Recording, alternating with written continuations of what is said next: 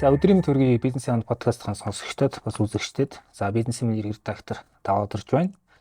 За өнөөдөр бид нэр одоо мөн манай салбарт орж байгаа үеийг цоошин салбарын зочныг ураад байгаа. За бүрийн скор зээлийн мэдээллийн сангийн гүйцэтгэх захирал шинэ баяр ирсэн байна.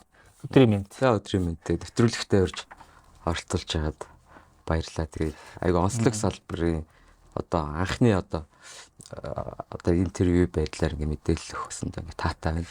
За баярлалаа. Тэгэхээр бүрийн скор гэж зээлийн мэдээлэлээс ер нь зээлийн мэдээллийн сан гэдэг маань бол одоо Монголын эдийн засгийн амьдралд нэвтрээд том удаагүй байгаа тийм. Тэгэхэд одоо хоёрхан аж ахуйн нэгж байгаа. Яг одоо бизнесийн зарчмаар ажиллаж байгаа. За өмнө нь бид нөө Монгол банкны зээлийн мэдээллийн сан гэдэг ерөнхий ойлголттой байсан. Тэгэхээр ер нь яг хүмүүс ингээ одоо сайн ойлгохгүй байх шиг байна л да. Ингээ зээлийн мэдээллийн сангийн үйл ажиллагааг хувийн хвшлийн байгууллага явуулна гэхээр нэг юм сайн буучихгүй байгаа шиг. Эхлээд тойлоо ер нь ягаад энэ кредит скоринг буюу энэ систем ер нь ягаад үүсчихсэн түүхээс солио товчроо яриад тэгээ Монгол ягаад хэрэгтэй гэдгээр орсон байх тийм ээ. Тийм маш зөв асуулт байна. Иргэд бол бидрийг одоо харахтаа бол ингээд төрд байсан бизнесийг хувийн хвшилжүүлэл ингээ хэрэгтэй байгаа шиг ойлгохтой. Гэхдээ тэрний цаана бол асар их одоо бодлогын түвшний судалгаанууд гарсан байдаг. Тэгээ ягаад ингээд кредит скорингийн үйлчлэгийг хувийн хвшилжүүлэх болсон бэ гэхээр 2010 онд бол анхны зээлийн мэдээллийн тухай хууль гарсан. Тэрний өмнө бол юу байсан бэхээр ямарч зээлийн мэдээллийн сангийн дэд бүтц буюу одоо банк санхүүгийн байгууллагууд хоорондоо олгосон зээлийн мэдээллүүдийг бүртгэж хоорондоо шеэрлдэг байсан. Тэгээ үүнээс үүдэлтэйгээр юу болдог байсан бэхээр тусгай ихтийн ажиллагаа бол аяг их нүсэр бүтцтэй. Тэгээд иргэн зээл өгвөл нөгөө нь алга болчихвол одоо хаанаас олохоо мэддэхгүй. Давхар зээл аваад байгааг нь мэддэг.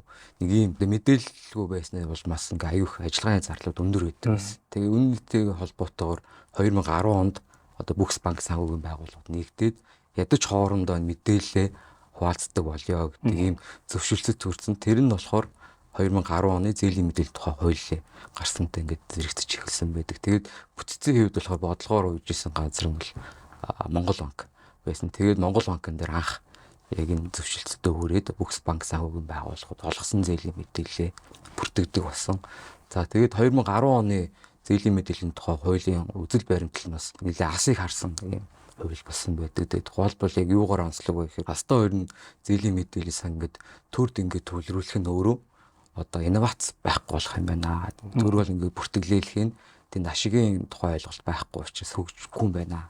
Тэгтэл ингээд барууны бол өндөр хөгжилтэй хөгжиж байгаа орцуудыг харахад бол зээлийн мэдээллийн лавлган дээр гэхээс илүү кредит скоринг дээр суйрлаад одоо зээлийн олголт тухайн хүний одоо зээлийн рейтинг гэсэн зээлийн рейтинг энэ дээр суйрлаад үнэлээд одоо үйл ажиллагааны зардалаа хямах нөгөөдөгөр одоо маш хялбар аргаар тухайн зээлдэгчийг хэр найдвартай хүн бэ гэдгийг мэдэх юм боломж нь бүрдэх юм байна. Энэ нь өөрөө яг хувийн хвшилжилчдээр нэг илүү ингээд өсөнгөө хөгжөөд өрсөлдөөн бий болоод явах юм байна гэдэг. Ийм зорилгоор одоо 2010 оны хууль маань бол бичигдсэн байсан. Гэхдээ 10 жилийн дараа яг хувийн кредит бюронууд гарсан. Тэгэхээр тэр нь болохоор яаж гарсан бэ гэхээр 2020 онд зээлийн хөв бууруулах үндэсний стратеги улсын хууль дээр батлагдсан. Тэр стратегийн хүрээнд болохоор 5 дахь зүйлд нь хабдаг хэмжээ. Томьёол нь юу гэсэн бэ гэхээр Монголд энэ зээлийн хөв өндөр байгаа ингээд суур шалтгаан, дөрвөн шалтгаан байна гэж байгаа. Эхнийх нь болохоор мэдээж их усүрийн зардал. Буюу хадгаламж одоо бонд тий банкуд чинь хэн нэгнээс одоо хадгаламжийн гэрээгээр мөнгө татчихж тэгэл олгодог. Их усүр маань өөрөө өгдөг өндөр юм байна.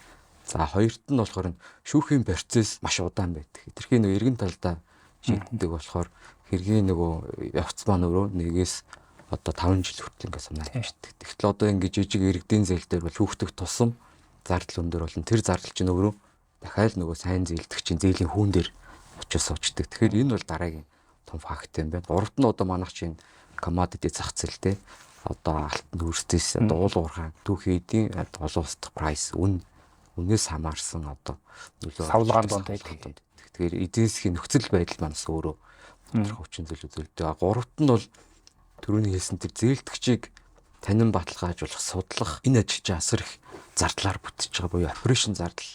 Энэ дөрвөн юмны нийлбэр нь зээлийн хөв өндөр болгож байна буюу суур шалтгаан энд байна. Тэгэхээр тэр 2020 оны үндэсний стратеги дээр бол Монгол банк болон одоо үндэсний одоо тэр нэг статистикийн газар гэх бусад нэг судалгааны байгууллагууд юу гэж дүгнсэн бэхээр ерөөсөө энэ Монгол банкн дээр байгаа зээлийн мэдээллийн санг 2010 оны хуулийнхаа дагуу хувийн хвшилтэнд ингээ шилжүүлэх Тэгээ илүүний зах зээл дээр кредит скорингийн маркет дээр өрсөлдөөн бий болох нь зөв юм байна гэд тийм бодлого гаргаж ирсэн. Улмаар манай компани 2020 онд байгуулагдаад тэгээ 21 онд Монгол банкнаас хамгийн анхны зээлийн мэдээллийн сангийн үйлчлэг үзүүлэх хэрэг ингээ авах үйл ажиллагаа. Энэ чинь бас шууд Монгол банкнаас тусгай зөвшөөрөл авдаг үйл ажиллагаа тий. Тэгэхээр бидний одоо гол зорилго бол юу вэ гэхээр энэ зээлийн хөвөг бууруулах зорилготой. Тэрэн дундаа банк санхүүгийн байгууллага одоо зээлдэгчийг үнэлэх тэр судлах процессын зардлыг хэмнэх буюу операшн зардлыг бууруулах нь бол манай байгууллагын одоо алсын хараа тэр гол хийх ажил маань яваад. Тэгэхээр зээлийн одоо кредит скоринг систем орж ирснээр зээлийн хүү тодорхой хэмжээнд буурна гэж шууд ойлгочих болсон. Тийм. Бидний судалгаа гаргаад дунджаар банкны олгож байгаа зээл жилийн 17% хүйтэ байгаа. Тэгээ үүний 3% нь операшн зардал нөгөө судалгааны зардал гэдэг байгаа тийм. 2-оос 3% нь бас юу вэ? Эрсдлийн сангийн зардал гэдэг. Эрсдлийн зээлүүдээр бас ингээд сан байгуулдаг. Тэр энэ хоёр чинь нийлээд бараг 35-37% эзэлж байгаа. Нийт одоо зээлийн хүүгийн бөнгө дотор. Тэгэхээр энэ зардлыг ер нь бууруулах нь өөрөө кредит скорингийн компаниудын зорилго байгаа. Тэгээ өөрөөр хэлбэл бид нар энэ кредит скорингийг үнэн зөв одоо зөв ингээд тооцдог болсноор одоо иргэдийн хувьд бас ингээд томоохон давуу тал гарна. Яагаад тэгэхээр өөрийгөө хэр найдвартай вэ гэдгээ банкны өмнө хэлбэраар нотлох учраас зээлдэгчээс гарах нөгөө материалын бүрдэл нь бага болно. За нээрээс нь барьцан хөрөнгийн одоо нэмэлт шалгуурууд байдаг бол тэр буурна тийм. Нөгөө талдаа банк ч гэсэн одоо шинэ хоёр идэх хүн ихэр найдвартайг оноогоор нь харчих учраас цаг алдахгүйгээр үнэлэх дараагийн шийдвэр гаргалт нэгдэж байгаа. Тэгээд нөгөө талдаа бол одоо дижитал шилжилтийн асар том энэ тренд явж байна. Энэ дотор ч энэ скорингийн компаниудын гаргаж байгаа энэ бүтээгдэхүүнүүд асар том нөлөө үзүүлж зардлыг бууруулах гол суурь хүчин зүйл нь болохоор. Тэгээд олон улстай бол хөгжиж байгаа орнууд буюу одоо манайх шиг ийм орнуудын хувьд нийт зээлийн судалгааны 40-50% нь ядаж кредит скорингийн информашнээр үнэлээд зээлийнхээ өгдөг. Буурай орнуудын хувьд болохоор 10-20% та ямар нэгэн байдлаар скорингийн мэдээлэл дээр суурилж шийдвэр гаргаж байгаа. Хөгжсөн орнуудын хувьд бол 80-90% нь шууд кредит скорыг хараад зээлүүд нэг үүсдэг байх шин. Тэгэхээр энэ бол нөгөө өөрөө яг нийгмийн ингээд суур оноо болоод тэгээ ингээд хэрэглээ нэг орох тусмаа иргэд илүү хариуцлагатай болно. Нөгөөдөлтөө ингээд үйлчлэг нь илүү уян хатан зардал багтаа ингээд болох. Одоо жишээ нь би банкнд ингээ нэг төслийн зээлийн хүсэлт өглөөхөд банк бол эдийн засгч судлаа шүү дээ. Тодорхой хэд хоног гэх юм уу тий. За тэгээ нэг 100 хуудас материал судалдаг байлаа гэхэд яг Монголын нөхцөлд одоо 100-аас тэг нэг 50 хуудас нь бол за судлах шаардлагагүй кредит скоринтэй суурилж болох юм байна гэдэг. Тэгж ойлгож байгаа юм. Яг зөв.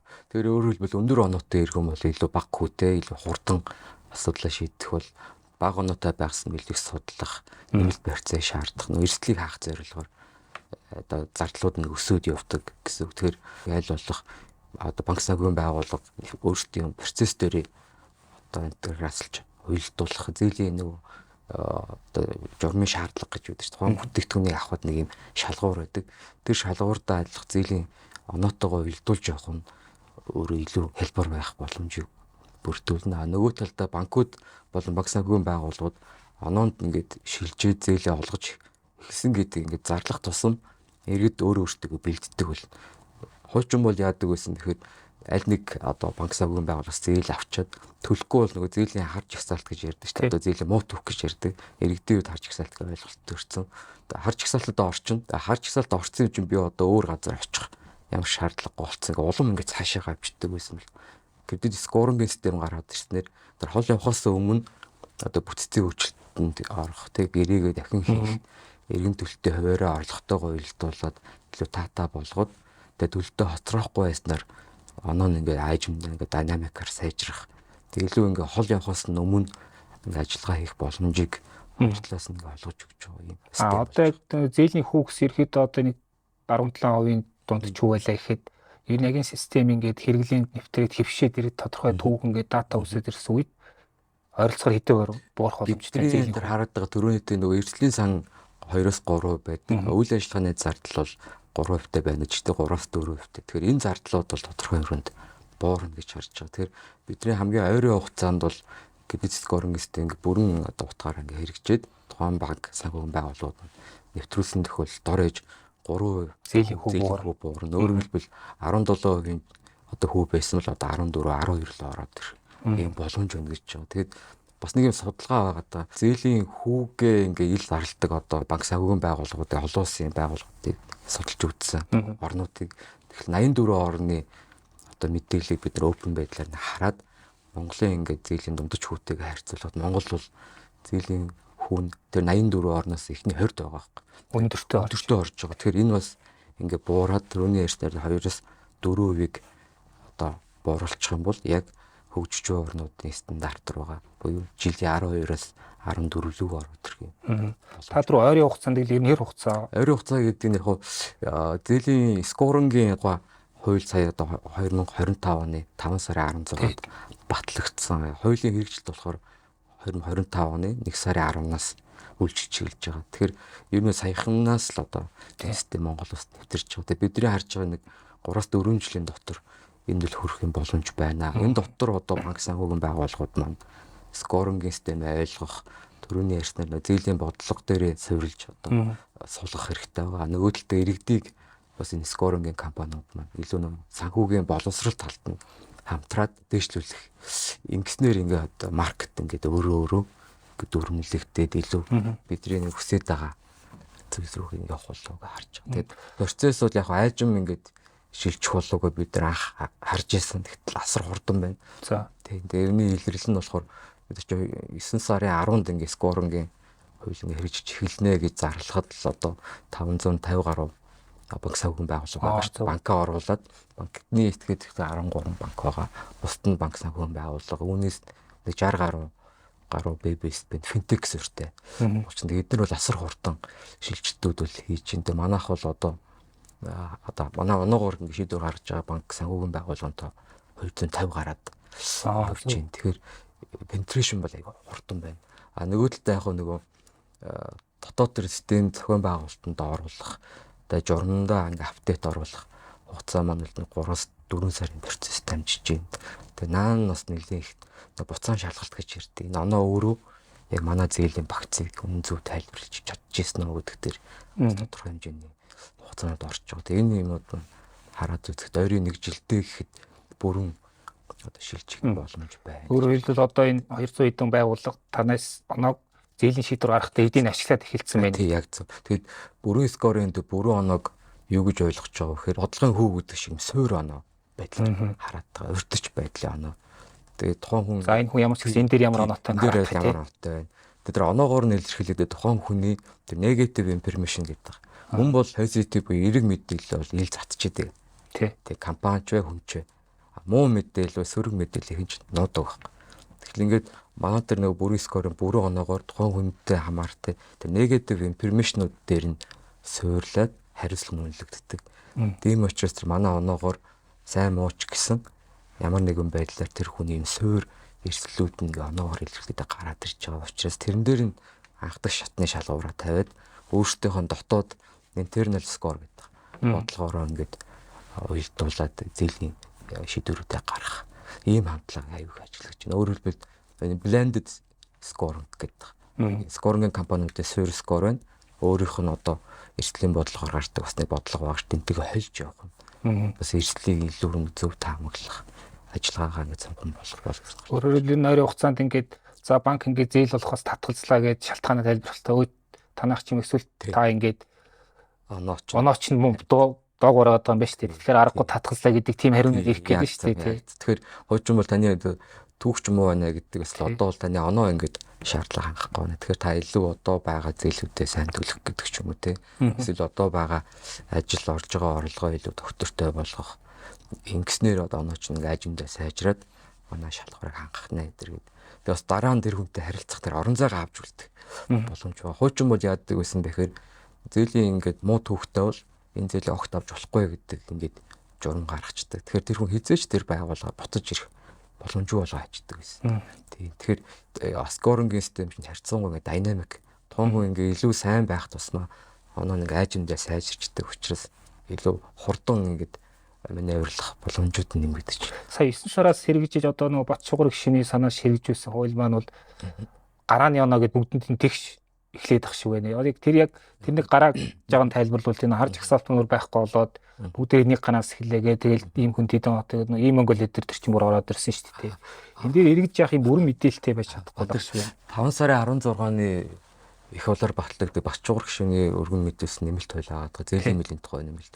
Энэ дээр болохоор хоёр агуулгыг л хүндсэн. Эхнийх нь болохоор зээлийн мэдээллийн сан дээр иргэний нөгөө нэг одоо датаг бүрдүүлээд тэгэл авалгаа нь өөрөө 6 жилийн түүхийг харуулдаг гэсэн.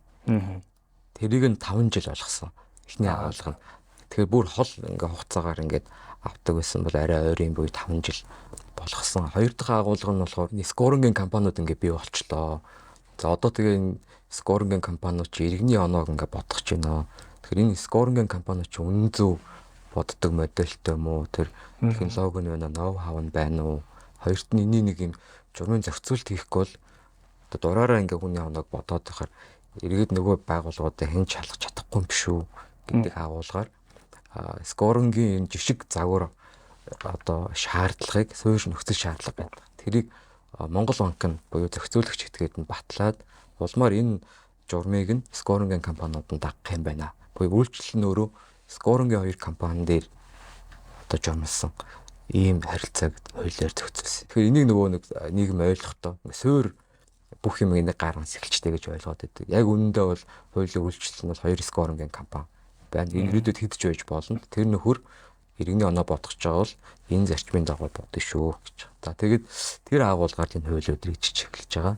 Одоо яг хуу суурь онооны хувьд болохоор манайх бол бүрэн оноо гэдэг зээлжих зэрэглэлийн оноог гаргасан байна. Тэгээд яагаад бид энэ зээлжих зэрэглэлийн оноог төрүүлж ингэ нэвтрүүлээд ингэ маркет танилцуулсан бэ гэхээр нийт банк санхүүгийн байгууллагуудад олгож байгаа зээлийн 80% нь 12 сар ба түүнээс дээш хугацаатай олгогдож байгаа. Зээлийн гэрээ байна.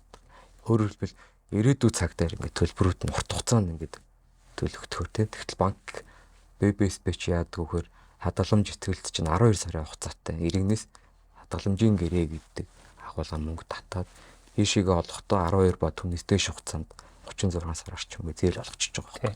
Тэгэхээр тэр урт хугацаанд гарч байгаа эрсдлийг бууруулах тэр нөгөө зээлдэгч урт хугацаанд энэ зээлээ доктортой ингэ төлөх чадамжтай юу гэдгийг нь зээлжих зэрэглэлийн оноогоор боддог юм олгосон практик байгаа. Энэ шалтгаанаар бид нэр зээлжих зэрэглэлийн оноог төрүүлж нэвтрүүлсэн. Тэгээд зээлжих зэрэглэлийн оноо нь болохоор зээлийн оноо гэдэгээс юугаар ялгаатай вэ гэхээр төлбөрийн чадварын үзүүлэлтүүдийг ерөнхийдөө хардаг. Одоо 1000 гой ингэ зээлийн түүхтэй зээлийн оноо нь лаг байлаа гэд тэр 12 сарын дараа 13 дахь сар дээр зээлээ яг доктортой төлөх үү гэдэг дээр хариу. Орлогынхаа талаас тий. Тэгэхээр тэрэн дээр ингээд бага ингээд мэдрэмж өгдөг. Тэгэхээр дийлэнх нь бол тухайн хүний төлбөрийн чадвар байхгүй. Яг энэ хүн одоо ажлаас ядаж хусагдчихгүй байх тий. Халагдчихгүй байж тэр цалингаа олно. Тэгжиж энэ зээлийг төлнө штэ гэрээний дагав. Тэр чадваруудыг нэг ихэд нь хараад тэгээд зээлийн одоо өмнө төлж исэн гүйцэтгэлүүдийг нь харж байгаа ингээд хойлоод зээлжих зэрэглэлийн оноо гарсан ийм учир шалтгаантай. Тэгээ манайх болохоор төрөний дээр асуултанд хэлгээд огт зээлийн түүхгүй хүн дээр бол суурь оноогоо өгт. Тэр нь хэд байгаа юм? Энэ болохоор манайх болохоор иргэний үнэлэхдээ 300-аас 999 ононы хооронд үнэлдэг. Тэр яг нь талаар нь 560 ононоос эхэлж байгаа. Гэхдээ зээлийн түүхгүй манаас дотроо 2 энэ чанартай байгаа. Огт нөгөө ажил хөдөлмөр эрхэлдэг буюу нийгэм даатгал дээр рекорд бүртгэл байхгүй. Өсө бизнес эрхэлтүүлдэж тэр мэдээлэл бүртгэдэг хэвчтэй шүү дээ. Тийм огт нөгөө хөдөлмөр эрхлэлт одоо орлоготой хамааралтай үзүүлэлтэнд ямар ч рекордгүй бүртгэлгүй хүний хувьд зээлийн түүхгүй байвал 460-аас эхэлж байгаа. Тодорхой орлоготой гэхдээ зээл авч үзээгүй юм байвал 560-аас гэдэг. Тэгээ суурь оноо тэгж эхэлдэг. Тэгээ бас дотор ингээ ялгаж хардаг. Одоо ч нөгөө Монголч нөгөө албан бус сектор айгу өндөр хувьтай шүү дээ тий. Одоо юу гэдгийг наран тул дээр нэг олон жил зогссон мөртлөө яг ямар ч тийм татварын харилцаа, нийгэм даатгалын харилцаанд орж үзээгүй нөхдүүд байгаа тий. Тэр хүмүүсийн хувьд одоо яг ийм жинхэнэ утгаараа санхүүгийн харилцаанд орох, буцаад зээлээр хөрөнгө оруулалтаа нэмэгдүүлэх бас ямар боломжууд гарч ирэхтэй яг одоо энэ категорид бас тодорхой хэмжээгээр хамаарах. Бид нэр болохоор хүний орлого талын судалгаатай болохоор цалингийн орлого, одоо малын одоо орлогоноос хардаг одоо малчтай байгаа шүү дээ. Тэдний үед малын ашиг шимийн орлого гэж тооцдог. Статистик дээр статистикийн хорооноос улирал хагас жилээр нь малын тооллоготой ачдаг. Тэр мэдээлэл дээр нь бид нэр үндэслээд сөргийн бүтцээс авах ашиг шимээн бодоод орлого нь олчдаг. Тэгээд хуваарь бизнес эрхлэлтийг нь SME буюу жидүү гэж гэж байгаа шүү дээ. Энэ иргэдийн хувьд болохоор дансны орлого гэж байдаг. Тэр мэдээллийг нь бид дансны хуулгыг нь одоо аваад скоронгоо ботчихдээ. Тэгэхээр одоо хинэгч үлдээгээгүй ингээд одоо бодох юм боломжууд бол бүрдчихсэн. Тэгээд ялангуяа бизнес эрхлэгч нарын хувьд зээл ингээд авахд асар их материал шаарддаг. Тэгээд дансны орлогоо нотлно, хард дэвтэр, тэгээд тусгай шүрлөө үзүүлэхээр түрээсээ гэрээг үзүүлэх гээ айгүй олон ингээд материал бүрдүүлдэг бол ялангуяа тэр орлогын судалгаа чинь эдийн засгч нарын хувьд асар их нөгөө цаг үрдэг буюу нөгөө бүтээмжийг баг байлгах хүчин зүйл байгаад. Тэгэхээр манайх бол одоо юу хийсэн бэ гэхээр дансны орлогын скрининг системийг за энэ хүний яг баталгаатай орлого нь энэ юм байна. Эндээс нь өөрөө орлогын харьцаагаа тооцох буюу зээлийн иргэн төлөлтийн тэр нөхцлүүдээ гаргаж ирээ зээлийн хэмжээгээ тогтоох юм боломжийг гаргаад өгчсэн. Тэгээд судалгаан дээр нь бид нэр ажиллах нөгөө сууж зарлын бууруулах манай зорилго байгаа шүү дээ. Яг тэрнийхээ дагуу явж байгаа. Тэгээд манайхаар энэ жил болохоор ямар одоо зорилго төвшүүлсэн бэхээр урьдч мэд гэдэг юм өврөө үгийг нийгэмд ингээд танилцуулдаг байгаа. Одоо иргэн бол аливаа зээлийн одоо бүтээгдэхүүн авахтаа бүрийн скорлогоо орж ирээд тэгээ оноо өдрөө харчих те тэгээд юун дээр алдаад байгаагаас зөвлөмж өгдөг болсон байна. Тэгээд тэр эрийг харж байгаа жоо хөвгөж байгаа. Хүүг нь ингээд аваад явчихвал зүгээр төв. Тэгээд одоо багш санхүүгийн байгууллагаар орвол ядаж хүүг нь ингээд буурах эсвэл ядаж аюу хурдан ингээд асуудлаа шийдэх боломжтой байна. Нөгөө талдаа болохоор банкныхаа маань ч гэсэн те яг энэ хүнээ одоо бүрэн дүрэн харж гэнэ үү, өөрчлөлт юм харсан уу гэдэг агуулгаар илүү тэр нөгөө судалгаа гэдэг талаас нь. Өөрөөр хэлбэл танай компани бол иргэд болон одоо байгууллагуудын санхүүгийн амьдралын түүхий дээр мэдж хийх гэдэг. Тэгээд оноогоор дамжаад бидний одоо харж байгаа юм иргэдийн санхүүгийн боловсрол аягүй их сайжрах юм байна. За энэ дээр би яг шууд тодруулаад асуучих те. Ер нь яг зүгээр одоо зээлийн сайн түүх муу түүх гэдэг бидний ерөнхий ойлголттой байгаа. Ер нь тэгтээ яг энэ маань ингээд зээлийн оноо гэдэгт уялдаад ирэхэд энэ оноо сайн байхад яг нөлөөлдөг гол одоо хүчин зүйлстэй. За бид нар бол ямар ч анхны ойлголтоор бол нийгэм даатгал төлдөг гэвэл илүү одоо банкнаас ялах хүн гэдэг ойлголттой яваад байгаа шүү дээ. Ер нь ингээд том зургаар нь тайлбарлал ерөөсөө л юу одоо тухайн одоо иргэний одоо хэр сайн найдвартай зээлдэгч байхаа гэдэг дээр болохоор хамгийн ихний хардаг юм бол банкны хувьд бол орлого байт. Дараа нь тухайн хүний өмнөх одоо зээлүүдээ хэр сайн төлж исэн буюу хүн бусдын өмнө хүлээх тэр нэг хариуцлага тэр үүргээ ухамсарсан байдал гэдэг юм чинь зээлийн түүх тэр зээлийн оноогоор гараад ирж байгаа. Тэгэхээр тэр ерөнхийдөө хариуцлагын нийгмийг үнэлдэг гэсэн. Дараа нь яг хөө мөнгөний зээлийн хэмжээс хамаар барьцсан хөрөнгө зэрэг бусад юмуудыг хардаг. Тэг үндсэн гойр суур фундаментал хардаг юмуд нийтээр байгаа. Тэгэхээр зээлийн оноо нь өөрөө гарч ирснээр юу яхаа гэхээр ихний тэр хоёр асуудлыг тухайн нөгөө зээлдэгчтэй ингээд зөвлөд өчтдөг. Тийм нөгөө боломжуудыг гарч иж байгаа. Тэгээд бид нэр болохоор тухайн нөгөө зээлдэгчийн одоо иргэний оноог үнэлээд нэг оноо гарлаа гэж бодоход ямар хүчин зүйл нөлөөлөөд энэ оноонд хүрч вэ гэдгийг нь учир шалтгааныг нь тайлбарладаг. Тэгээ яг бодит датан дээрээс нь тайлбар. Та яг тэр зээлээ ч юм уу эсвэл энэ ажлын байр чинь одоо 12 сар дотор хит олон солигдоод байгаа нь өөрөө таныг доктор хөгж үзэх юм байна. Хэдийгээр орлоготой байгаа ч гэсэн тийм хэдийгээр орлоготой байгаа ч гэсэн яг тэр шалтгаануудыг нь аяг их хэлдэг. Тэгэхдээ одоо банк санхүүгийн байгууллага бол илүү тогтвортой. Тэгээд гэрээнийхаа дагуу үүргээ ухамсарлаад олон дахин одоо зээлээ төлөөчийг залгуулад авахгүй ийм хүнийг л хайгаад байгаа шүү дээ. Тэгэхээр энийг ингээ хамтдаа ингээд оноогоор нь дамжуулаад нийгмээ ингээд боловсрал будаа болгох нь бас манай 2 дугаар чиг үүрэг байгаа даа. Тэгээ тэрнийхээ хүрээнд бол бид нэр илүү зээлийн скорингийг учир утгагүй ингээд оноо ингээ ярихаас илүү зээл санхүүгийн тэр боловсролыг олгогч байгуулга нь бүрэн скор байх юм байна. Энийг ярихдаа оноогоор нь илэрхийлэх юм байна. Яг л үнд хичээл заана. Тэгээд дүн 50 гэдэг шиг. Яг ийм ингээ юмар одоо ингээ дөнгөж ингээ бүрэлдэж байгаа энэ скор ингээ анхны ойлголт юм ингээ зөв бариад явчих юмсан гэдэг. Тэгээ илүү нэг иргэдрүүгээ хандсан хөтөлбөрүүдийг бид нар ингээ зарлаад явж байгаа. Юу яах боломжтой одоо танаа тэрийг гэж ингээ одоо иргэдийн бол аж ахуйн нэгжүүдийн зээлийн онооны ингээ бүтцийг ер нь за ийм нөхдүүдээр иймэрхүү оноотой энэ нэм байдаг юм гэдэг тийм ерөнхий зургаас хараад монголчууд одоо санхүүгийн зуршил гэх юм уу дадлах юм уу тэр талаар тодорхой дүгнэлт ажилтнууд их боломжтой. Одоо бол яг бид нар ингээ том зургаараа харахаар нийт 1.5 сая одоо зээлдэгчийн мэдээлэл ингээ зээлийн мэлээ сандар бүртгэлтэй байдаг. Үүнээс 1.2 нь одоо ямар нэгэн байдлаар ингээ зээлүүд ойрын хугацаанд ингээ аваад буюу актив байгаа. Зөрүүний 300 орчим мянган ерөөс гадаад гарчихсан л хүмүүс байгаа шүү дээ. Тэд нар чинь Монголоос зээл авч чадахгүй юм чинь. Тэгээд яг Монголд байгаа 1.2 сая иргэн дээр ингээ хандлагыг ингээ харахад сүүлийн жилүүд болохоор хэрэглээний зээл засвар хурдтай ингээ өсөж байгаа. Одоо банкны нийт олгоцсон зээлийн үлдэгдэл энэ оны 2 дугаар үйлдвэрлэлээр 50 их найд төгрөг хавцаа байгаа. Тэгээ үүний чинь 12 орчим их найданд машины зээлийг оруулаагүйгээр цалин тэтгэвэр хадгаламж процессын зээлийн нийлбэр дүн 12 их найд руу очиж байгаа нь түрүү оны муу үетэй харьцуулахад 20-30% өссөн байгаа юм. Тэгээ ингээ өсөөл яваад байгаа. Тэгээ энэний суур шалтгаан нь болохоор Пол Крүүман гэдэг нэг Нобелийн шагналт эзэн засагч байгаа.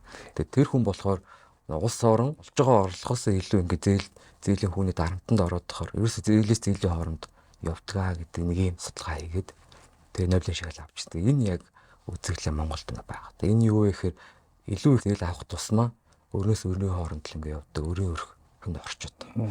Тэгээ энэ маань бол суур хоёр шалтгаантай.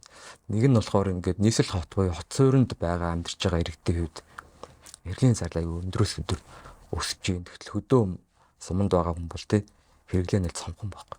Тэгтэл ингээд аль хотын төв рүүгээ байх тусмаа ахиу хэрэглэх хандлагууд өсөж байна. Үүний суур шалтгаан нь бол эдийн засгийн суур нэг параметрууд чинь муу байгаад байгаатай холбоотой. Ерөөсөө иргэдийн цалин хангалттай өсөхгүй байна тий. Тоогоор өсөж байгаа ч гэсэн нөгөө тэгээд дээрээс нөө суур инфляц ингэ өсөж байгаа учраас хүн яах авж байгаа юм үн өсчхөр олж байгаа орлого нь өөр тэндээ ингэ үүсэхгүй байна тий. Үний өсөлтөг үүсэхгүй байна. Тийм учраас ингэ зээл авчиж байгаа. Тэгээ энийг бас ингэ буруутгах арга байхгүй. Хоёрт нь болохоор төрийн байгууллагууд бай зохицуулагч байгууллагууд болохоор банкнаас олох иргэнд олох хэрэглээний зээлийн хомьё гэдэг дээрээ ер нь олон жил явж байгаа шүү дээ тий. Тэгвэл юу хийсэн бэхээр өөр орлогын харьцааг бууруулад тах. Хуучин бол өөр орлогын харьцаа 70 30 байсан 60 40 байсан одоо 50 болцсон байна. Тэгэхээр өөрөөр хэлбэл иргэн хямд хүүтэй ингээд зээл авах боломж нь ингээд багасчаар яаж байгаа вэхээр зөрүүд банк усаас ч юм уу өөр газраас өндөр өртөгтэй зээл авах. Тийшээ ингээд шилжиж байгаа байхгүй. Тэгэхээр энд ингээд өөрөө бас ингээд буруу ингээд бодлого байгаад байгаа нь өөрөө үнэхээр ингээд тэр зөв бодлого хэрэгжсэн бол зээлийн хэрэглээний зээл ингээд буурах байсан бол харин ингээд өсөөд байгаа нь өөрөө байгаа оноогүй юм болов. Тэгээ энэ нь өөрөө эсэргээрээ иргэдийг одоо хямд хүүтэй зээл авах байсныг нь өндөр хөрөг шилжүүлж байна. Хоёрт нь давхар зээл хамрагдах магадлалыг өсгөж байна. Тэгээ давхар зээлтэй иргэдийн тоо Монгол банкны мэдээлснээр бол 350 орчим мянга болцсон байна. Тэгээд энэ оны хэсээр одоо 400 ч болчих үүсэхгүй байгаа. Тэгэхээр энэ бол хамгийн том санаа зовж байгаа асуудал. Тэгэхээр дүгнээд хэлэхээр манай нийгэм бол иргэдийн амжиргааны түвшин ингээ буурж байна. Нөгөө талд хэрэглээний үн өсөж байгаатай холбоотойгоор хэрэглээний зээл авах магадлал нь өссөн. Тэгээ өрнөөс өрний хооронд явах магадлал өндөр болж байна. Ийм дүр зураг ингээ алж хэлээд. Яг энийг би бас нөгөө нэлээх судалж нөгөө материалууд бичгээд тэтгэврийн зээл дээр бол айгүй бүр тод илэрч байгаа байхгүй. Одоо сүүлийн нэг 10 хэдэн жил байлаа. 10 оноос хойш би харсан санагдаж байна. 10 жилчлөө. Тэтгэврийн зээл 330 хэдээр өссөн байгаа байхгүй юу. Тэгээ сая уг нь Монгол банк ингээд нөгөө буцаад язгаарлах гэсэн чинь нөгөө хөгшчүүл маань жагсаа тэнд бол тэгт улс төр орсон гэж би хараад байгаа. Жагсаад одоо тэгээд би ингээд хэдэн хөгшчүүлээ сонсож байгаа дээрээс 20,000 төгрөгтэй үлдлээ зээлийг төлөөд гэдэг байгаа байхгүй юу. Чи одоо юу гэсэн үг вэ те. Яг энэ дээр бол ер нь яг манай эдийн засаг бол өөрөө ингээд чиний тулчаад байна л да. Ерөөсө бүтэмж өсөхгүй байгаа шалтгаан ерөөсө үйлдвэрлэлт манай байхгүй байна. Шинээр том ордууд, стратеги ордуудыг эргэлтэнд оруулах чадахгүй байгаа учраас бид нар мөнгө үйлдвэрлэх чадвар маань ингээд буурчж байна. Тэгээд бүтэмж сайжирч нэг иргэд чинь илүү баялагын тэгш хуваарлалтайхан хүрэн цалин орлого нь өсөд дагс нь бас нэг үйлдвэрлэлүүдэд дагсан supply chain буюу SME ингээ хөгждөг юм одоо зарчимтай. Тэгэхээр яг ингээд сүүлийн 10 жил бол ингээд яг бах байдгаараа явчихж байгаа илэрлэл нь яг сүүлийн тэр 3 жилийн одоо юм дэр өндөр харагдаж байгаа. За энэ бол манай эдийн засгийн язгуур асуудлуудын нэгтэй дэлгэрүүл яриад байгаа юм ярих бах. А би зүгээр бас ийм зүйл сонирхмоор байгаа нь одоо ингээд хоёр компани ажиллаж байна те. Эдгээр чинь бас ингээд бизнесийн хувьд бас ийм тодорхой одоо онцлогтой те давуу талтай өрсөлдөх чадвараа тодорхойлох гэдэг хүчин зүйлс байгаа те. Ер нь яг танах ингээд ийм одоо ажилтг өгөгдлүүдийн хувьд ер нь хоорондоо ямар ялгаатай байдаг юм бэ те. Ер нь яг тэр тухайн хүний одоо яг ямар түүх гэдэг юм. Одоо бид нар бол голдуу одоо зээл төлсөн түүх тэгээд орлогын түвшин гэдэг хоёр юутай гэж ярьлаа шүү дээ. Ер нь энэс гадна яг ямар хүчин зүйл ямар өгөгдөл датан дээр ажилтгийг. Манайх болохоор нийт нэг 40 гаруй одоо variable буюу хувьсагч гэж ярьж байгаа. За. Тэрэн дээр ингээ шинжилгээнүүд хийдэг. Үүний болохоор 40 гаруй хувь нь орлого төлбөрийн чадвар доктортой байдал талаас нь хардаг бол үлдсэн одоо 60% дээр нь зээлийн түүх болон тэр зээлийн хэрэглээний байдал, төсөн байдал нэмээ хүн ам зүйн мэдээлэл орж ирдэг. Хүн ам зүй гэдэг дотор нь юу байдг вэ гэхээр одоо айл газар ажиллаж ийн амьдарч ийн тэрнээсээ хамаарат саналгууд бас харьцан адил байдаг. Тэгээ тэр мэдээллүүдийг ер нь цуглуулад үйлчлэгийг үзүүлдэг. Одоо хуулийн дагуу бол зээлийн мэдээлэл тухай хууль дээр бол иргэний одоо иргэн аж ахуй нэгжийн зээлийн одоо скорингийг тооцох этгээд нь Монгол Улсын хошууралтай зээлийн мэдээллийн сангийн үйлчлэгийг үзүүлж байна гэж тодорхойлцсон учраас бид нэр бол нөгөө төрийн байгууллагуудаас мэдээлэл нөгөө холболт хийгээд цуглуулад ингээд явдаг. Тэгээ баримттай гол зарчим нь болохоор нас хүйс дээр оноо гэдэг. Тий. Одоо хүнийг одоо ялгарлан гадуурхгүй байх гэдэг үндсэн хуулийн чинаас өдрөөр за энэ хүнийх одоо амьдрах горлого өндөр болж чадахгүй гэж үзэхгүй шүү дээ. Тэгэхээр үндсэн хууль ипотектер чи бол шууд тэгдэг шүү дээ. Дараа нь болохоор хүний эрүүл мэндийн байдлын өгөгдлөг цуглуулад оноо гэж болохгүй гэдэг зээлийн оноо. Одоо дараа нь болохоор хүний төр бэлгийн чек хандлага болон шашин шүтлэг, ус төрийн чиг баримжаа гэдэг үзүүлэлтүүд байдаг. Тэгээд эдрийг бол цуглуулахгүйгээр одоо оноо өгөх энэ бол хуулиар л нээлттэй байдаг. Тэгэхээр ийм зүйл бас би сонирхмоор одоо нэр чинь бол банк ус гэдэг үндсэн нөгөө зээлийн үйлчлэг авдаг субъектүүд таарцдаг.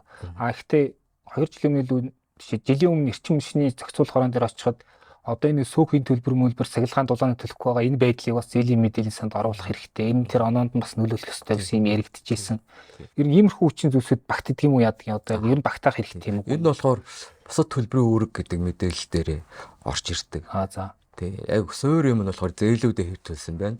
Дараагийн хардаг юм нь жижиг энэ төлбөрийн харилцаанд орохдоо тухайн хүн хэр одоо сахилга баттай байсан бэ гэдгийг хардаг. Тэгээд бид нар Орос дулаан тэр конторын байгууллагуудтай уулзж яхад бол манай нөгөө орон сууцны төлөвлөлт чинь социалист үед баригдсан барилга боломж байдаг.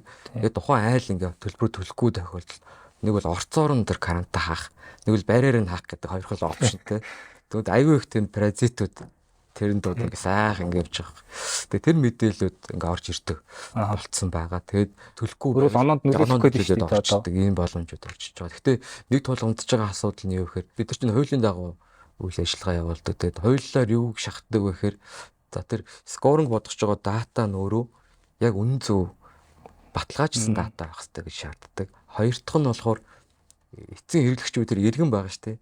Иргэнний зөвшөөрөлтэй байх хэрэгтэй гэдэг. Тэнгүүт ус дулааны байгууллага сөөхүүд яадаг вэ гэхээр иргэнтэйгээ ингээд гэрээ байгуулдаг гэдэг. Хариуцлагын гэрээ. Хэрвээ чи төлбөрөө төлөхгүй бол өрийн мэдээллийг дэд оны дотор зээлийн мэдээллийн санд нийлүүлнэ гэдгийг зөвшөөрлөлийн хүрээнд гэрэн дээр буулгаагүй байдаг учраас хэрэглэгчийн ярих шиг хангагдаагүй байна. Нэгтэл яваад байна гэдэг агуулгаар зарим мэдээлэл орж ирэхгүй ингээд удаан байгаа шалтгаан юусэн дахин гэрээжүүлэх ажил одоо нэг бас хэмжээний кампэйн хүрээнд явж байгаа.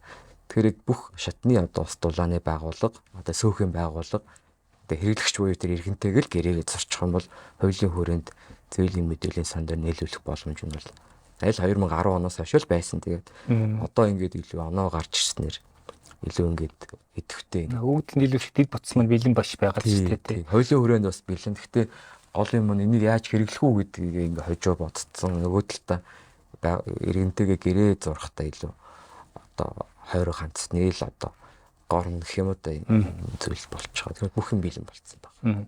Одоо хятадууд бол яг энэ юм одоо скоринг хийх систем дээр үл амар тэргүүлж явна те. Зарим талаараа жаа харигстай одоо юу гэдгийг гудамжийн дэрэг ихдээ явж явах чинь ингээл чамаг камераар одоо бүх талаар нь бүртгээл ингээл чи ер нь хэр юм хүмүүжтэй үгдийг оноочуулаад яваад байна шүү дээ те. Тэгэхээр яг хөө энэтэй зүгээр холбогдуулж асуухад тэр нөө бусад төлбөрийн үүрэг ярьлаа те. Ер нь нэг юм кредит скоринг классик зарчмаар ажилдаг орнууд тэр тэнд юу юу багтдаг одоо сөөг дулаан цахилгаанаас өөр. Энд болохоор гол юм нь ингэж хараад иргэдийн тэр альтернатив дата бол илүү их юм хэлнэ гэж үзээд байгаа. За одоо зээлийн түүх болон орлогын мэдээлэл дээр бол ингээ олоод ойлгочих болж байна. Тэгтэл хүн чинь бол ингээ бодлолоороо амьдарч байгаа энэ зан төлөвийн нэг амтан байгаа байхгүй. Энийг зэрэг зуршил тэр хийдэг байдал нь өөрөө тэр хүний хариуцлага дараагийн тэр эрсдэлтэй алхмуудыг ингээ таах улмөр үлдээж идэг. Тэр улмөрүүд нь юу гэхээр тэр digital footprint гэдэг гадаадны аппликейшн хэрэглээ. За тэгээд дээрээс нь хэд их допамин ялгаруулдаг одоо бет ч юм уу те онлайн бет тоглодог уугүй юу хитрхи тийм риски зүйлс хийдэг тийм шин чанарын юмуд хийж гин үү. Тэгээд энэ хүн одоо ямар төрлийн худалдаа авалтууд хийж гин, хэр их идэвхтэй одоо санхүүгийн харилцаанд орж ийнэ гэдэг ч юм уу төлбөрийн картын мэдээлэл дээр харагдав. Иймэрхүү мэдээллүүдийг цуглуулад тэгээд альтернатив маягаар тухайн хүнийг одоо үнэлэх ийм бас нэг юм чиглэл рүүгээ явж байгаа. Тэгээ мэдээж яг хиймэл оюун ухаан, big data нэр үе байгаа учраас ойлгох нэг модельүүд нь скор картын аргачлал гэхээс илүү хиймэл оюунаар ингээд машин сургалтын хүрээнд классификашн хийж үздэг. Энэ чиглэл рүүгээ илүү хөгжиж явж байгаа. Тэгээ олон улстай бол илүү хиймэл оюун ухаан дээр суурилсан ийм шийдвэр гаргалтууд явж байгаа. Тэгээд түрүү ярьсан дээр альтернатив датаг олж аваад тэрнийг ойлгох нь айгүй чухал. Тэгээ манай бүрийн скорын хувьд болохоор гол баримтлагдаг зарчим маань болохоор скорингийн ноу хау бид нар өөрсдөнд ингээд бидэнэ байна. Бид нар илүү монголчуудаа монгол хүмүүст ойлгоно. Тийм учраас энэ иргэдийн датаг алих гадагш задлахгүй Монголд нь байлгаад тэгээ монголчууд нь өөрсдөө ойлгоод скоринг болох нь зөв гэдэг байдлаар илүү юм энэ хаус маягийн бодлого барьж ингээд ажилладаг. Ийм онцлогтой. Одоо бүрийн скор гэдэг энэ зээлийн онооны системд одоо нөгөө талаас бол бүтээгдэхүүн шүү дээ. Одоо банк болон одоо иргэд тэгээд ийм одоо оролцогчдод санал болгож байгаа тодорхой хэмжээгээр сурчилж таниулах хэрэгтэй бүтээгдэхүүн тий. Тэгэхээр одоо юу гэдгийг манай онооны системийг одоо ийм иймаараа давуу тал ийм үр дүнтэй гэдэг тийг одоо давуу талаа тайлбарлал.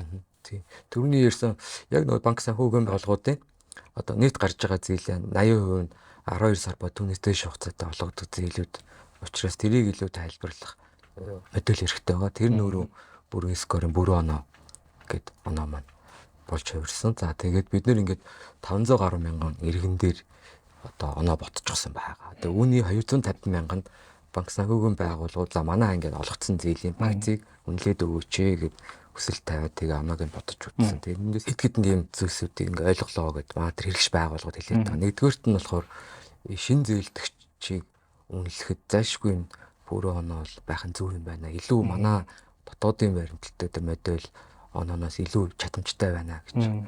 Хоёрт нь болохоор тухайн нөгөө нэг банк санхүүгийн байгууллагууд чинь миний яриад ирсэн нөгөө 3 40 зүйл хараад байгаа шүү дээ. Орлого тааж чадвар тэгээд тэр барьцаа өрөнгө бол бусад нөгөө төлбөрийн гүйцэтгэлийн мэдээллүүд тэр харддаг нөгөө гол нөгөө мэдээллүүдийн дийлийнхэн бүрэн оноонд давхар шингэсэн байгаа учраас илүү дотооддоо ингээд буулгаад ингээд ашиглахад ойрхон байна гэдэг ч байгаа. Гуравт нь болохоор accuracy гэж ярьдаг одоо оновчлол.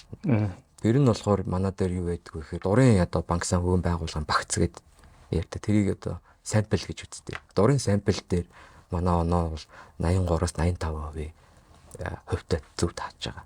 Өөрөөр хэлбэл зоосыг ингээд шидэхэд сүлд буух тоо буух чинь 50 шүү дээ. Яг ийм магадлаар үзэхэд манайх 87%-тай одоо зөв таанаа л гэсэн үг. Тэгэхээр ийм байдлаар яг үр дүнгууд бол гарчихсан явж байна. Давуу тал нь бол яг түрүүний ярьсан тэр судалгааны хорт бол буурна.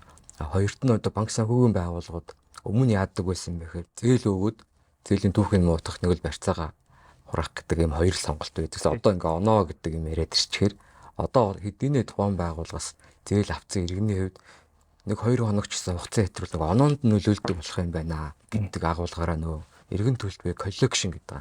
Иргэн төлөлтөнд хүртэл аюу их нэмэртэй болж байна. Одоо манайхан оноо шилжчихсэн гэдгээ зарлцсан тохиолдол. Зарлаагүй тохиолдол иргэд эдийнх нөгөө харт түгээр явж байгаа юм байна гэд 3 сарын дараамаар акшн хийдэг ч юм уу те илүү хойроо ханддаг бол зарлцсан байгууллагын үед ингээд иргэн төлөлтөнд нь хүртэл илүү нөлөө орж байгаа. Тэгээд судалгааны зардал буурч байна. Хоёрт нь болохоор байгууллагуудыг хэлж байгаа юм давтан зээлдэгч гэж асуудал гарч ирдэг. Тэгээд зээлийн харилцаанд орж байгаад дахиад зээл авдаг. Энэ хүний хувьд бас өөрөө оноо бас илүү сайн тайлбарлаж байна гэдэг ийм хариултуудыг өгсөн. Нэмээд бид хэдийн банкнуудын хувьд болохоор ямар давуу тал гаргаж байгаагаар иргэдийн давхар зээл чинь өөрөө асар их өндөр болоод байгаа. Түрүү ярьсан нөгөө өөр орлогын харьцааг 50% болгоо ичгээр иргэд чинь яаж байгаа вэхээр өөр орлогын харьцаа яаж тавсдгийг бол дурын одоо иргэн Монгол банкны вебээс ороод яаж боддог аргачлалыг мэддэг болсон. Тэгээд тэндээ тааруулаад одоо өөр орлогын харьцаагаа илүү бага байх зорилгоор өдрийн зээл аваа зээлүүдэд хаачдаг. Одоо ямар нэгэн байдлаар одоо зээл авъя гэхэд миний хэрэглээ одоо 1000 төгрөг байлаа гэж бодоход банкнаас 500 төгрөг тогтох юм чинь би 500-аа яаж олох вэ гэхээр нөхөр ингэж бодож байгаа байхгүй. За юу яач чи. Өдрийн зээлээ одоо байгаа зээлүүдэд дарчвал өөр орлого харьцаа буурчин.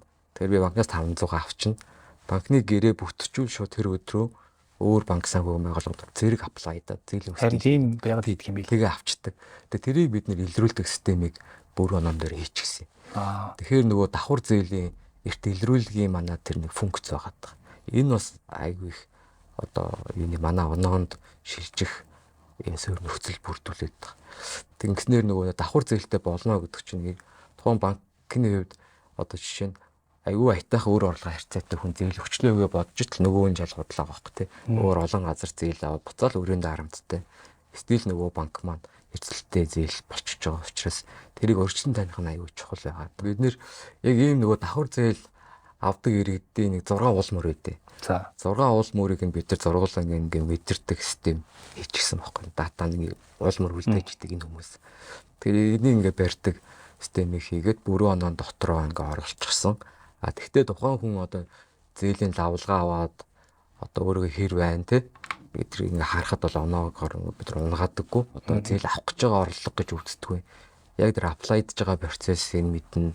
Тэгээ тухайн хүний өмнөх саруудын одоо зээлийн хэрэглээ нь ямар байснаас хамаарат энэ маань өөр энерги хадгалагдах хуулиараа бас ингээд тайлбарлагддаг. Тэгээ тийм таадаг системүүдийг хийсэн. Тэгээд 87% accurate оновчлолтой байгаад байгаа. Тэгэхээр ер нь бол банкны дээр гол эрсдэл баг санхүүгийн байгууллагууд эрсдэл бол тодорхой хэмжээнд зээл олгохгүй юм ингээд харуулчихж байгаа учраас одоо барьцсан өрөнгөө нэмэх үү яах вэ? Тэ зээлийн дүнгөө бууруулдаг ч юм эсвэл жоохон хардснах гэх мэтэр ажиллагаануудаа хийх боломжтой. Өөрөөр хэлбэл NPL буюу муу зээл болцсны араас нь явах ш. Зээл олгохын өмнө ингээ харж байгаа гэж байгаа. Тэгээд бидний судалгаагаар банк санхүүгийн байгууллагууд ингээ масс маркетинг хуучин бол хийгээд харилцагч олоод зээл өгөөд араас нь төлөөлнө гэдэг юм тактиктай явж исэн л одоо яаж ийм гэхээр илүү онбордингийн бүртгэлийн анхаас шатны процесс дээр энэ хүнтэй бид нар ямар шатны харилцаанд юу цаашдаа орох уу буюу customer lifetime value өгөөжийг тооцох юм боломжууд нь энэ скорингийн юмар гаргаад ирчихэж байгаа. Тэгээ шинэ гэдэг хүний оноонуудад 800 ноттой байвал аль болох гайгүй хүүгээ өгөөд илүү доктортой аваад үлдчих бодлого гаргах нь тий. Тэгэл муу байх тусмаа манай ажиллагааны зардал нэмэгдэх байхгүй. Энэ хүн ингээ яваад их магадлал нь муутах магадлал нь өндөр байхад бид заавал ингээ зээл олгох шаардлага байгаа мөгөөд бас ингээ дэнслэх юм боломж нэгэ гарч ирж байгаа.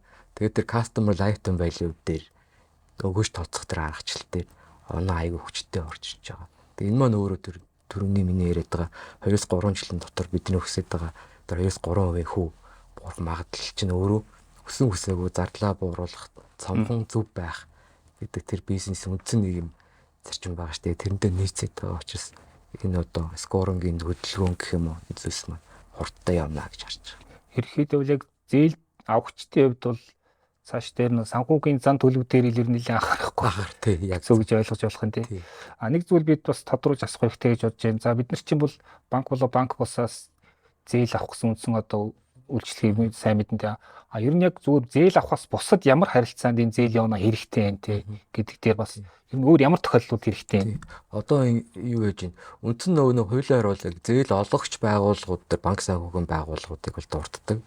Тэрнээс гадуур байгаанууд нь болохоор үндсэн зорилго нь бол одоо борлуулалт хийх ч юм уу тий арай өөр чиглэлийн этгээдүүд байдаг байхгүй. Тэгээд эдгээр дээр яаж ийнэ гэхээр одоо шинэ Remax гэдэг бидний мэддэг нөгөө төрөөсийн зурчлал хөрөнгөний зурчил. Энэ дээр бол одоо жишээ нь бүрэн оног хараад эхэлдэг болчихно. Яаж ийнэ вэ гэхээр манай бүрэн онооны улсын дунд чинь 630 оноо гэдэг. Тэр улсын дундч оноо ба түүнээс дээшээ байвал илүү одоо энэ хүн төрөөсийн одоо гэрээч өөр бас 12-аас 24 сарын хугацаанд одоо сар болгон төлбөрөө төлөх үүрэгтэй шүү дээ. 700 мянга ч юм 800 мянган төгрөг. Тэгэхээр энэ төлбөрөө ингээ төлөө сахилах хуттай байж чадах уу гэдэг юмс манай оноогоор ингээ хардаг болж байгаа. Тэгэхээр төрөөсийн харилцаанд дээр орж байна. Хоёрт нь болохоор одоо моргежийн зээл хүртэл Remax судалж байгаа байхгүй. Боломжтой кандидатыг олоод тэгээ банк руу ингээ илгээдэг. Тэр харилцаан дээр хүртэл манай оноог ингээ хараад эхэлчихэж байна. За дараа нь тэр сөөхийн төлбөрүүд болон дөрөв нөгөө ямар нэгэн байдлаар иргэнтэй төлбөрийн харилцаанд орж байгаа бол манай оноог ингээ харж байна. Одоо эндээс ингээ юу харж байна гэхээр сая ингээд бид ингээд судалгаа хийгээд үзэхэд зарим ингээд гутлын дэлгүүр хүртэл байгаа байхгүй. Дундаж юм брендийн гутал зардаг манайх. Тэгээд төлбөр нь бол 700 орчим мянга ч юм уу 500 орчим мянга нэг гутланд нэг хос гутлан дээр. Тэгээ энийг одоо хүм нэг удаагийн мөнгөөр төлж чадахгүй учраас одоо хуваан төлөх нөхцөлтэй шууд тэр мерчанттай хийх ч гэдэм үү те. Тэгээ өөртөө ингээд учраа олоод ингээд бидэд мэддэхгүйгээр аюу их кейсүүд ингээд энэ тэндгүү үсээ яваад байгаа. Тэгээ энэ манаас ингээд айгүй энэ бидний хүсэж байгаа зүйл рүү би чиглүүлэн. Тэгээ оноогоо хүн унгааж болохгүй юм байна. Оноо унгаахгүй тулд яах вэ гэхээр ядчил тэр цалин орлого одоо тэр бизнес илүү тогтвортой хийх юм байна.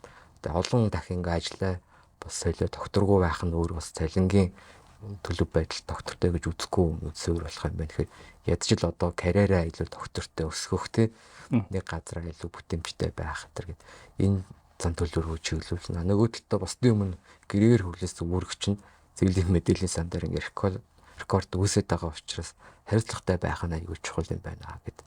Тэгээ өмнө нь бол ингэдэг байсан. Олон газараас зээл авчаад өөрт нь аягүй айтайхан хандсан одоо аппликейшныгаа ч юм уу те зээл илүү төлчдөг байсан.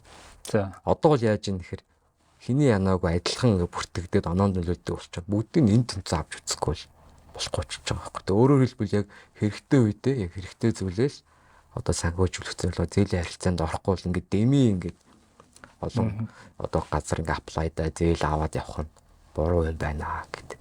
Тэр энэ үзүүлсийг одоо оноогоор нь илэрхийлээд явчихж байгаа. Тэгээ манай компани хувьд болохоор иргэний оноог өөрийнхөө бүрэн скор аппликейшнээр ингээ бодчихтой. Тэгээ тэрэн дээрээ үн төлбөргөө бодоод өгчдөг. Тэгээ зөвлөмж өгчдөг болсон байна. Тэгэхээр энэ маань бас өөрөө иргэдийн санхүүгийн боловсрол зөв ингээд хамтаараа ингээ хөвшүүлэхэд нэмэртэй болох уу гэд бодож байгаа. одоо жишээ нь татварын харилцаанд хэр орсноороо бас оноо үнэлэгдэж байгаа юм. Орлоготой мөртлөө татвар нэг төлдөг бол хэрэг орлогод боломжтойсэн ч гэсэн оноо багасна гэсэн үг.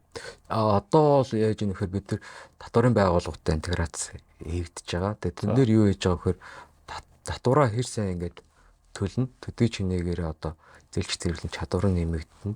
Нөгөө талаа татвараа төлөхгүй байл өөр нь оноонд нөлөө сөргөөр нөлөөлдөг юм боломжууд орж ирж байгаа. Тэгээ өөрөөр хэлбэл татвар чинь бас юм албатлын арга байсан л одоо ингэ софт бол оноотойгоо уялдаад ороод ирж байгаа нөөрөө бас одоо ингэ татвараас зогтоодог бүлгийг илүү ингээд татвараа төлснөөр илүү ингээд банк санхүүгийн байгууллагаас тэр шугамын зээл гэж ярьдаг шүү дээ. Бизнес зээл авах боломжийг нэмэгдүүлэх юм зөв эдийн засгийн механизм хөшөөрөх нь болж өгнө гэж харж байгаа. Бас төр өөрөө одоо танаа оноог нь яг яаж хэрэглэх ёстой? Одоо жишээ нь маань ч юм төсвийн хөрөнгө оруулалт ихтэй, тэнд мөнгө урсгал их явдаг те. За нэг би нэг тендерт орох гээд материал өгж идэл танаа оноог харгалзах уу? Одоо бол яаж яах нэхэр зээлийн батлан даалтын сангууд оноо хардаг болж байна. За тендерийн тодорхой материал дээр ядчил одоо тухайн компанийн үнэлдэг юм а гэхэд одоо удирдлагын баггүй эзэн ер нь хэр харилцагтай хүн бэ гэдэг чинь тэр аж ахуйн үйл ажиллагаагаа удирдах хандлагатай нэг адилхан байна гэж хараад оноог нь сардаг болж байна. Нэмээд төрийн нөгөө 21 сан байна. Зээл ямар нэгэн байдлаар олгодог. Энэ сангууд одоо айжимдаа бас оноонд шилжээд дата нь ингээл болоод орж ирэх болов хараад. Одоо бол энэ сангууд яг яаж хэн зээл өгöd байгаа хинч мэдэхгүй. Бидний мэдгэл тэр боловсролын зээлийн сан гээд зөвхөн нэг гин кейсийг авч үзэхэл амар юм гарч ирсэн. Тэгэхээр ингээд төр өөрөө ингээд бас юм хит хавтаардаг. Тэгээ энэ байдал нь айжимд зэгцсэн. төр өөрөө энэ харилцаанд төсөлд орох хэрэгтэй шүү дээ. Яг зөв. Тэгэхээр G2B чиглэлдээ бас нэлээд явах хэрэгтэй юм байна гэж харж байгаа. Одоо бол ямарсан B2G чиглэлдээ бол манайх бол нэлээд одоо approach хийгээл ингээд яваад байгаа. Тэгээд талуудаа стейкхолдеруудыг нэлээд сайн сургах, ойлгох, оноонд төр ихтгэл үнэмшилтэй болох, тэр validate хийх боломжийг нь аль болох ингээд олох. Тэгээ сурах энэ чиглэлд нь нэлээд анхаарах юм байна гэдэг юм. Ер нь зүгээр хуулийн этгээдийн төвшөнд бас оноожуулах тийм систем байдаг юм юм. Хуулийн этгээдийн төвшөндөө болохоор манай байгууллагын хувьд он гараад системээ нэвтрүүлж байгаа. Тэр нь болохоор corporate rating гэдэг. Аж ахуйн нэгж хуулийн этгээдийн хувьд. Одоо бол яаж нэхэр цэвэр иргэний оноо байдлаар ихний продуктууд гарцсан. Corporate rating цаашдаа яг ямар төрлийн харилцаанд илүү ашиглах тустай вэ? Илүү одоо зээлийн харилцаа. Тэгээд тэр нөгөө бусад санхүүгийн үүрэг хүлээх гэж байгаа харилцаан дээр оноо нь илүү харагдах шаардлагатай болж байгаа. За баярлалаа. Бас нэлийн сонирхолтой бас шинэлэг мэдлэг өгсөн сэдвээр хоёлаа ярилцлаа тийм ээ. За ингээд подкаста энэ хүрээд өндөрлөе. За манай зочноор бүрийн скор зээлийн мэдээллийн сангийн гүйцэх захирал Шинээр оролцлоо. За бизнесийн подкастын сонсогч үзэгчд маань манай YouTube channel-ыг дагаарай, лайк, шеэр, комментээр биднийг дэмжээрэй гэж хүсэх байна. Ингээд танд бас баярлалаа амжилт хүсье. За баярлалаа.